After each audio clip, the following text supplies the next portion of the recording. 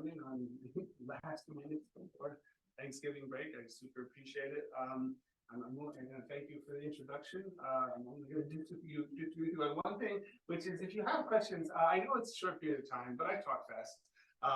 And I'd rather know that you have no idea what I'm saying than have you listen to me another 20 minutes while not having any idea what I'm saying. So I promise I can try to manage the time and say I'll handle that later. So please do ask the question if you're just not clear where I'm going. In fact, I got a question very quickly the other day, even from not an economist. Economists are famous for interrupting early. And I was like, what the question could be? What does PA mean? I was like, oh, okay. So you already did that.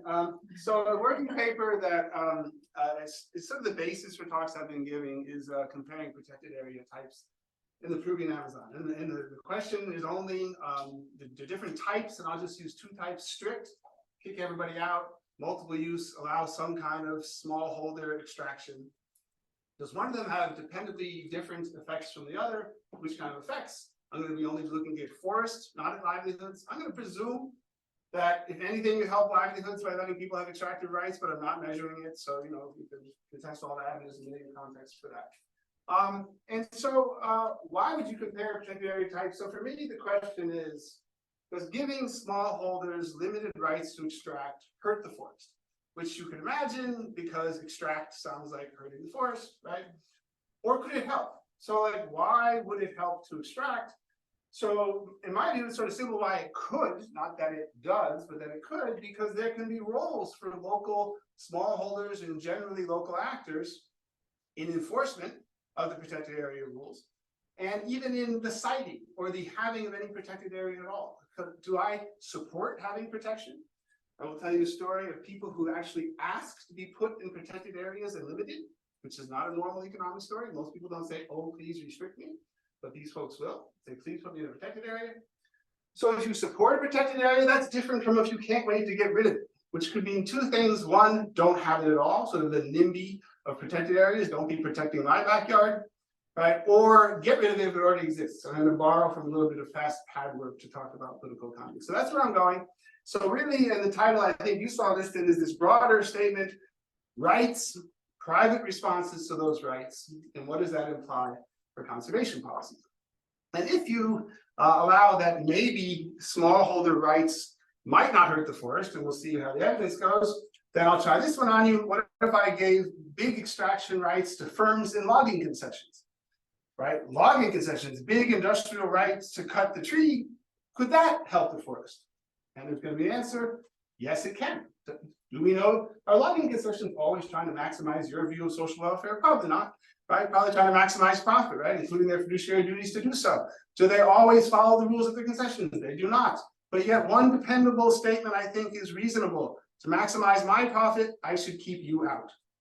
Keeping you out could actually be good for the forest, right? So good old selfish profit maximizations could have different effects depending on the governance setting that we are in. And if I get even further, because people who know me, and there are some in the audience, know that I will just keep talking until stopped, I will say, could it be, generally, my theme is, boy, do we want to understand what's locally incentive compatible. What do local actors want to do? What do they do on their own in order to think about what are the impacts of our interventions? So when, instead of avoiding public restrictions, do people ever request them? If you would want to know if local actors wanted a protected area, right, that might be a good place to go.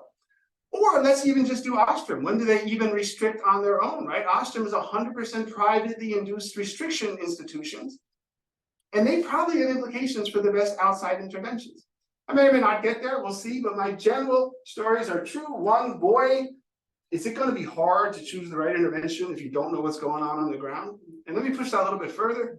I'm going to imagine a hypothetical conservation organization that does not care about local welfare on the ground. It only cares about global public goods.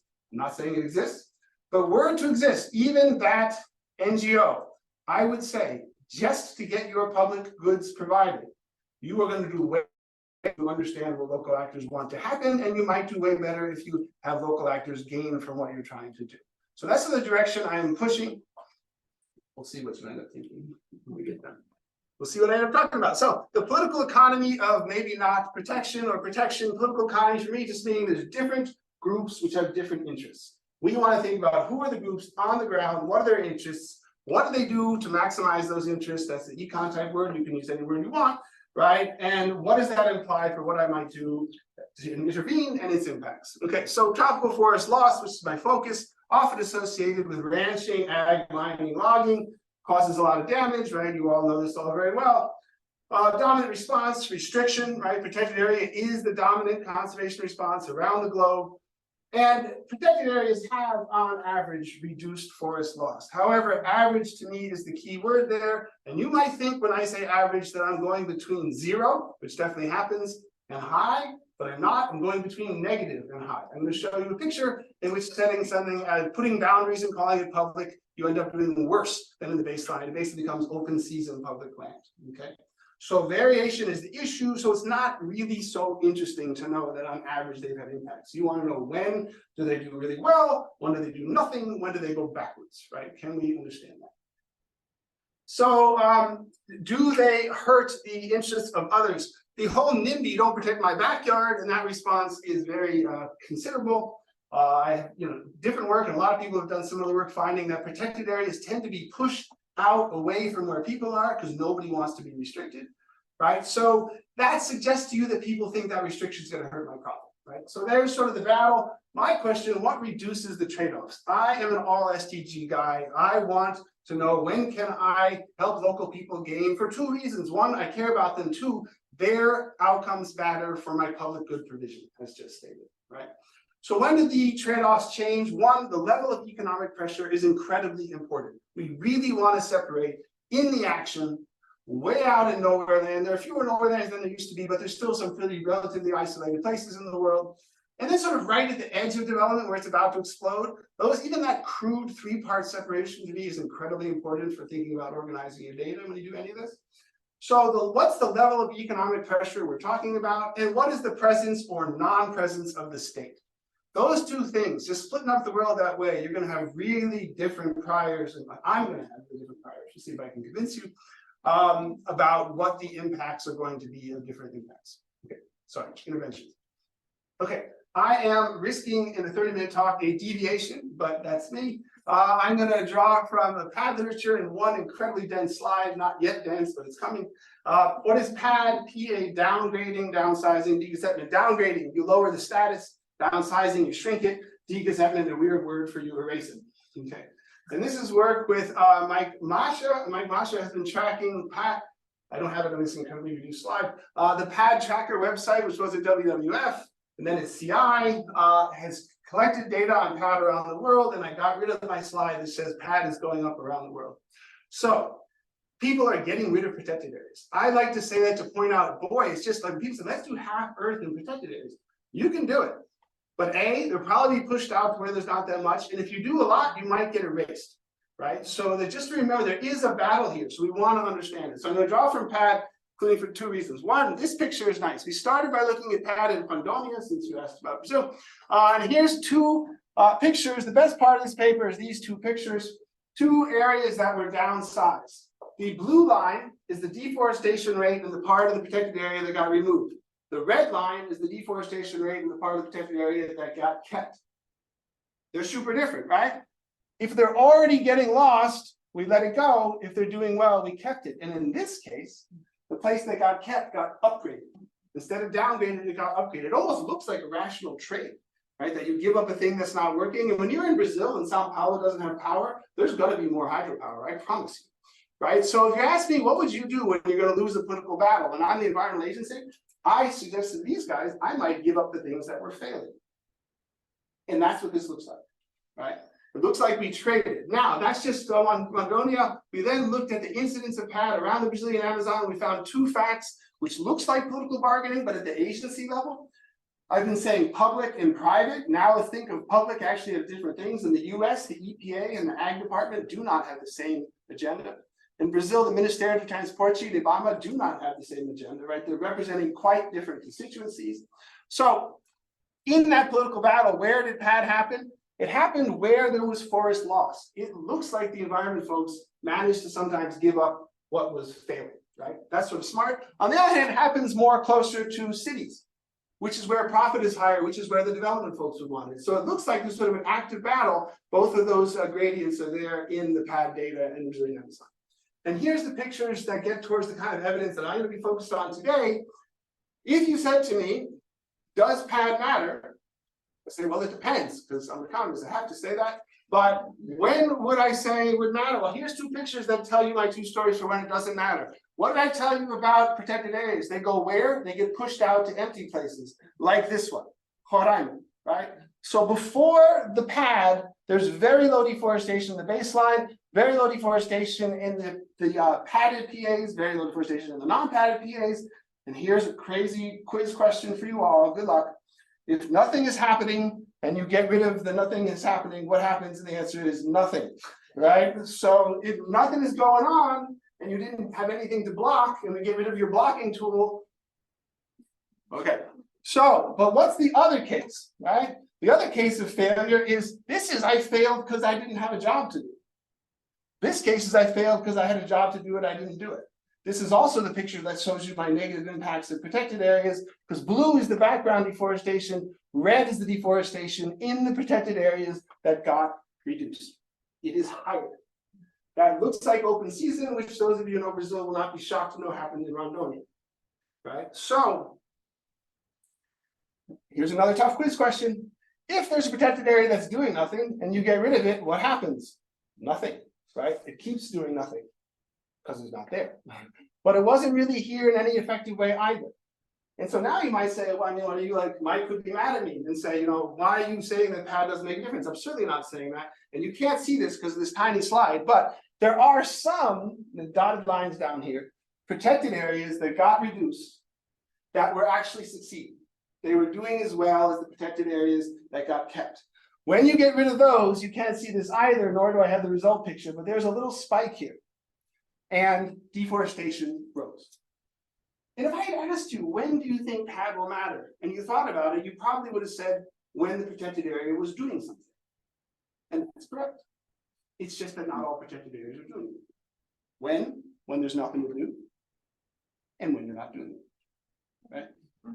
So that shouldn't be surprising, right? When we break it down, but it's worth thinking about, because when you go to data, you get a lot of averages in the world, right? And they mishmash a lot of realities, and they aren't a good predictor of any of the cases underneath, right? This is not a good predictor of that. And can't tell you why some of them work. So at this point, you can say, why do some of them work? And now we have to learn more. We might actually do interviews and talk to people, not just satellites. Here we're talking to satellites, right? But the satellites are able to help us distinguish these in these ways, right?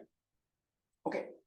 So that's just, yeah, political economy is out there. And what I love about these econometric tools that I'll try to give you one complaint about at the end is they produce these beautiful pictures, right? Like, I didn't have to say anything, right? If once you knew what these were, you knew the stories. So thank you for the nice pictures and the code, everybody, and thank you for the remote sensors for all the data, right? And then we're just organized a little bit. Okay, so protected areas, dominant response, a range of impacts. What about PA types, right? Again, strict and multiple use. Are there trade-offs? Well, the drivers of having multiple use tend to be local economic interests. So if you do multiple use and you make local people happy, does that help with conservation? It might, and it might not. Again, when might it help? It might help if local folks favor and they allow you to have a PA, or they help you enforce it. But it's not at all clear that that will happen, right? I certainly am not saying that multiple use I expect to always be better, but I am saying that it could be, that the right local rights, the correct local rights and the correct local incentives could mean that I could give extraction rights and not do worse than by kicking people out. And that's worth knowing, I think, for a number of reasons. You decide. Okay, so which is best is just not clear. I'll just say that I'm part of a global paper on NPAs by David Gill, more robustness checks than you'll ever see in your lifetime. And the punchline there is strict, on average, have a higher impact than multiple use marine protected areas. That's even a little bit more true under high pressure. Compared to prior literature, it's not even close. They're actually sort of comparable. They're not incredibly different, I'll just say that. But also, and then you have to ask yourself, how is this measured? We're not gonna do it today. If you believe this is measurable, where the marine protected areas had the resources and the governance capacity to function according to their own answers to surveys, if you think that is meaningful, and it might be, then there's no difference in impact between the strict and the multiple use protected areas. Okay, so that's the result for marine, and generally that makes sense. When you have the governance to pull off more complicated social trade-offs, they could work. When you don't, they probably won't. Right? Okay, so that's where we're going. And here we are in the Peruvian Amazon looking at types of protected areas. Okay, we're going to look at 3 different measures. I will tell you it matters. You don't get exactly the same measure from the famous Hansen as from Mapiomas in Brazil as from this EU tropics data. It's a longer study period. Why is that helpful? In those diagrams I showed you, and I'm not going to do a lot of metrics here. We can talk about as much methods as you want in questions, or as little in questions as you prefer. I have no idea who you are. Some of you may be statisticians. You're going to lecture me. That would be great. Okay, in those pictures I showed you before, to the left of the dotted line is pre-treatment. What am I going to be doing? I'm going to be trying to find apples to apples comparisons of the protected areas and the places I'm comparing them to. Apples to apples in what sense? Similar deforestation rates beforehand. So then it's really, and why, by the way, I started some of this literature long ago with other people. It really started the application of this to protected areas with some other people long ago. There we were matching on other observables, distance to city, slope, distance to road. Super helpful. Those are really good things to think about when you think about the context I told you about, isolated and not. But if what you're trying to think of is all the things that might affect deforestation rates, turns out the deforestation rates themselves are a pretty good summary of all the things that affect deforestation rates, right? So what we would love to do is look at past deforestation rates and see if we can find similar past histories, and then one is treated and one is not. Why did I give you that speech? Because one of the nice things, Hansen starts at 2000, Mapiola starts at 86. I got a bunch more years to think about what was similar and what was not. There's one of my thanks to the remote sensors, right? Okay. Loreto, Ucayali, Madre Dios, they're quite different already, different contexts, right? The pressure levels are not the same. I won't present it today, but impacts are lower here because pressure is lower here, kind of like chlorine. Okay. Biggest timber region, very large tropical forest region, 3 types of PAs, a strict and 2 types of liquid beams. I'll say we also look at the 4th category, which is things in the process of becoming PAs. I say this just for fun. It is worth thinking about why things that aren't yet policies can matter, and it's because information matters. If I announce a road is coming, people will buy land before the road is there. If the EPA says a species is going to be put on a protection list soon, like in a year, this year people might go shoot those things, right, to get them off their land because they may soon represent a profit lowering constraint, right? So responses to information can happen. We don't find it here, but I do think it's interesting to think about how even information about possible policies matter. If you don't believe me, look at the newspaper and watch the stock market as people talk about what the Fed might do with interest rates, right? Okay. Okay, so keep going. Here's the kind of pictures I'm talking about. How am I doing on? Probably terribly on time. 12, 10, 6. What does that mean? Stop. 10 minutes. 10 minutes. Okay, good. Thank you. Okay, this is the strict PAs. This is the nature of what we're doing. What I haven't showed you because for time is before I matched on this, the protected areas were different from the unprotected areas. So then I tried to find apples to apples comparisons. What were the unprotected areas that were similar to the protected areas, so that I could say these are statistically significantly not different. That's what this test is. These are new difference in difference econometrics codes. They're really nice. They produce beautiful pictures, not only what happened, but a test of whether things were different. Thank you, statisticians. This is very helpful. I'll complain in a moment about it. I'll tell you one thing that I asked this question. So here, this is looking similar. This is statistically not significantly different. So the apples to apples test. Here comes the protected area, and then the non-protected areas rise in deforestation. Could look like an impact, right? The gap.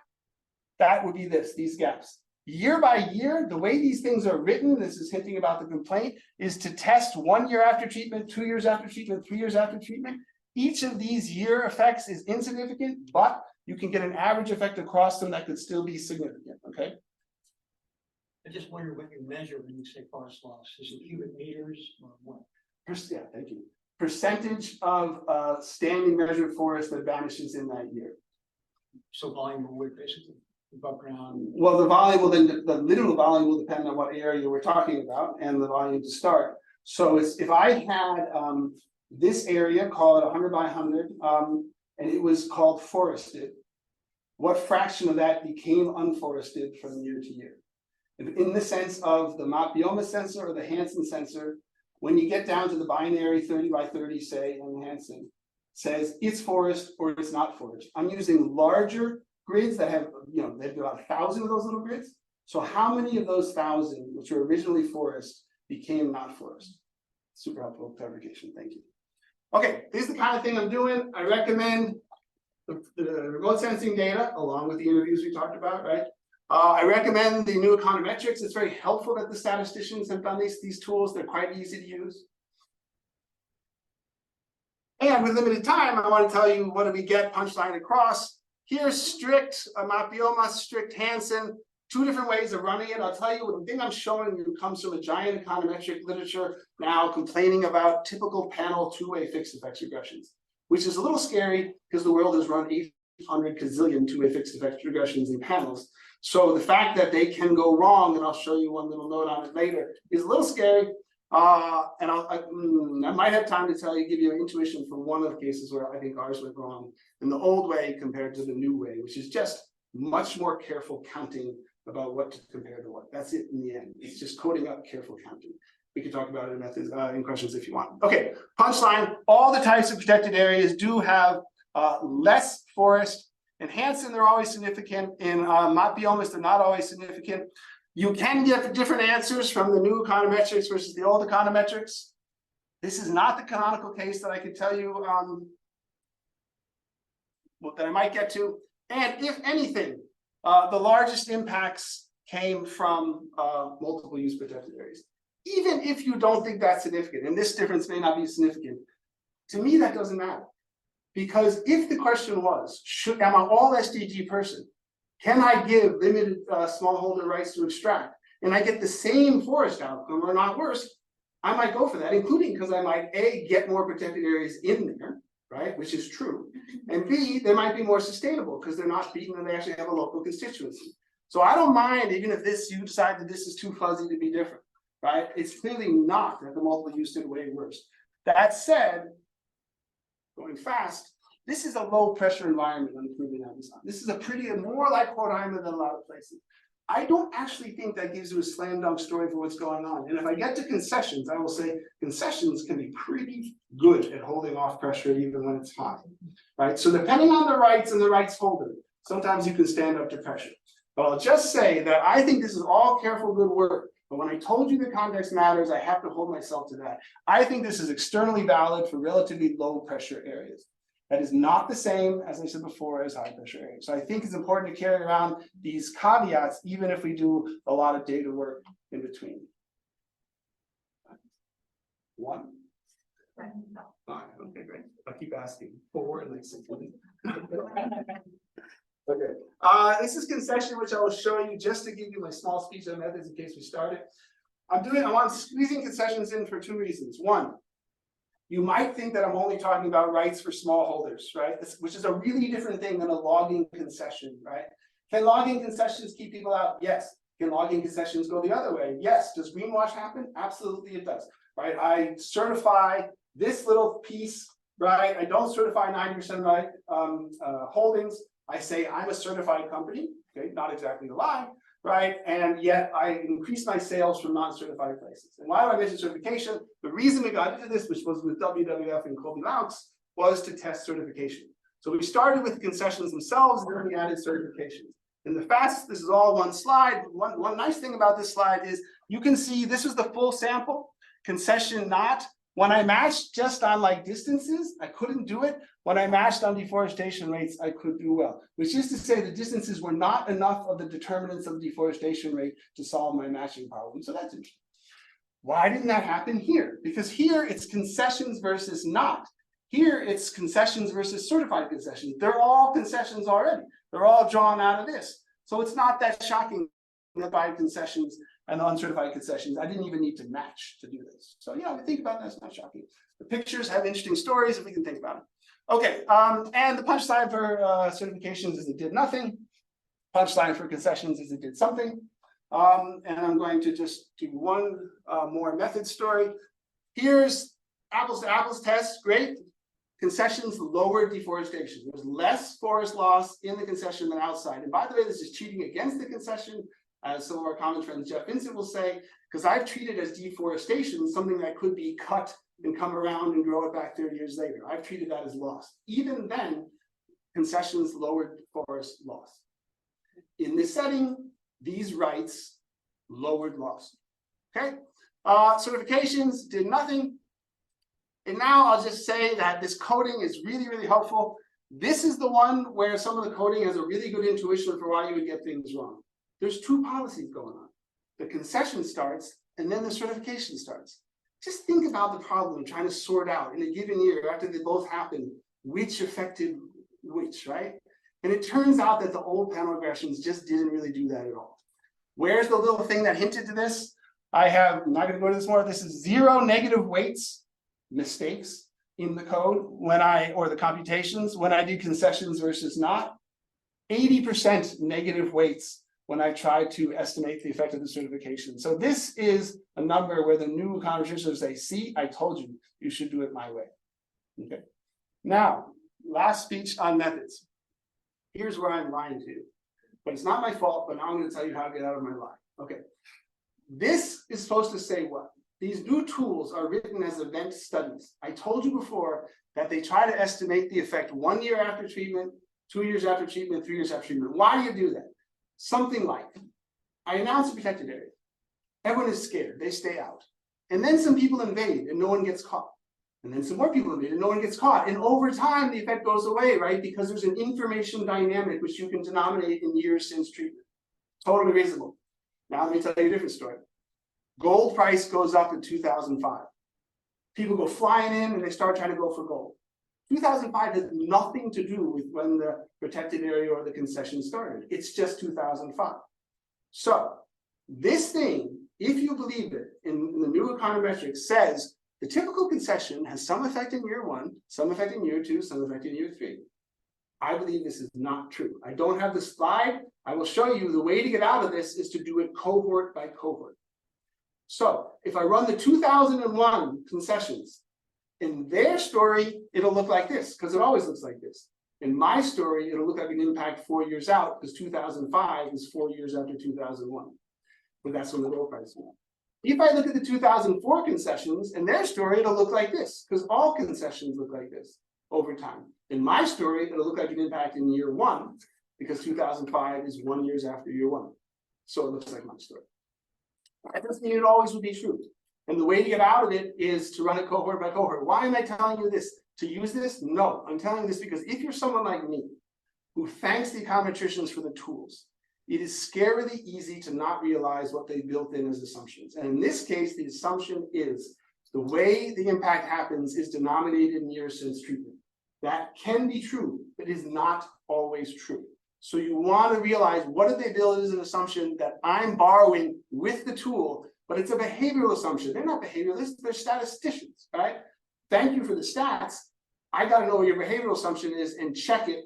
So in this case, I check cohort by cohort. I should probably stop there, but I will just tell you where I would have gone and I could go if you really tempt me in the next 30 minutes with questions. I was trying to talk about smallholder rights in tries to protected areas. Great, I think we did that some. I wanted to compare that to rights for big firms because that also have impacts. Yeah, great, we saw that, I think. And then I really want to say, as I said at the beginning, boy, do we want to get local development dynamics before we go think we're going to intervene for either reason, helping poor people or getting global goods provided, or God forbid, both, which would be great, right? So I'll quickly tell you this story. When do people ask to be in protected areas? When do people say, please restrict me?